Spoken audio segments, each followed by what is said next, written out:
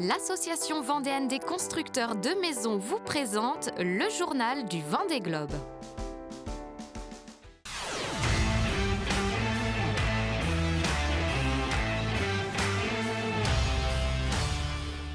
Johan Richaume himself.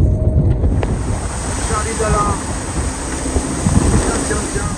39e jour de course et la bataille fait rage à l'avant. Le fauteuil de leader a encore changé plusieurs fois d'occupant. Ce mercredi matin, Sébastien Simon s'y est installé. Il progresse tribord à mur, c'est-à-dire avec le vent venant de sa droite. Le Sablais peut donc profiter de son unique foil restant et exploiter son bateau à 100%. Yalla, en tête du Vendée Globe, à bord de Groupe du Breuil. Et on va profiter de ce moment, on est encore tribord à mur jusqu'à demain et voilà, il faut en profiter là. C'est génial, la suite sera plus compliquée, les poursuivants arrivent et après il y aura un peu de bâbord à la fin du Pacifique. Mais là je boude pas mon plaisir. Une joie de courte durée car ce mercredi après-midi, Charlie Dalin a repris la tête. La progression ralentie de celui qui était solide leader pendant 2 semaines avait forcément soulevé des interrogations. Le Normand a livré aujourd'hui des explications.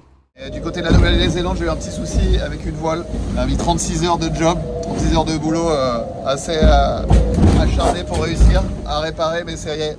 Donc je suis heureux de vous annoncer que la 600 Prévoyance est de retour à 100% de son potentiel. Vous entendez bien? À 100% de son potentiel. Derrière, sa bataille dure aussi. C'est Thomas Ruillant sur Vulnérable qui est juste sous notre vent. Nicolas Luneven et Thomas Ruillant naviguent quasiment bord à bord, surveillés de près par Jérémy Bayou. Problème, un mur anticyclonique se dresse devant eux, les empêchant pour l'instant d'espérer revenir sur le trio de tête. Au contraire, ils voient revenir Yannick Bestaven, Paul Meillat, Boris Herman, Sam Goodchild et un peu plus loin Justine Métro.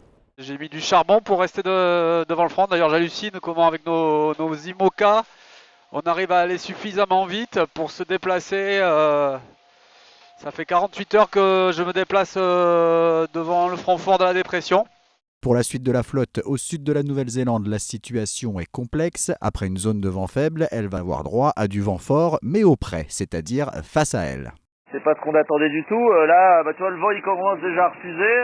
Et là, ça va refuser gentiment les heures qui viennent jusqu'à demain. Et puis, et après, on a un petit passage un peu délicat, effectivement, avec une trentaine d'heures, avec du vent fort au près. Et ça, c'est vraiment pas cool.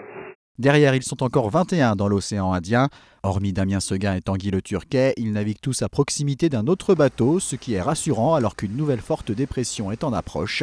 Pour les 3 derniers, après des journées difficiles et mouvementées, la suite s'annonce un peu plus clémente.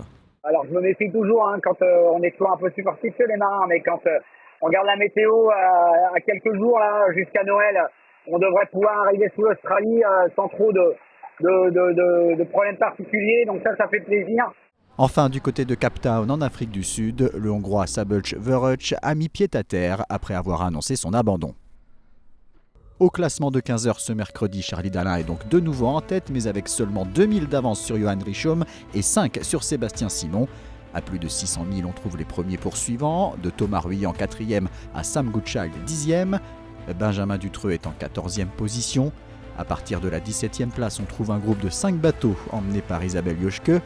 Tanguy Le Turquet, 22e, a été ralenti après une rupture de cloison dans la soute à voile qu'il a dû réparer. Antoine Cornic, 32e, est bien isolé, tout comme le chinois Jin Kun Chu, 33e. Le trio cousin Amedeo Van Winberg ferme la marche.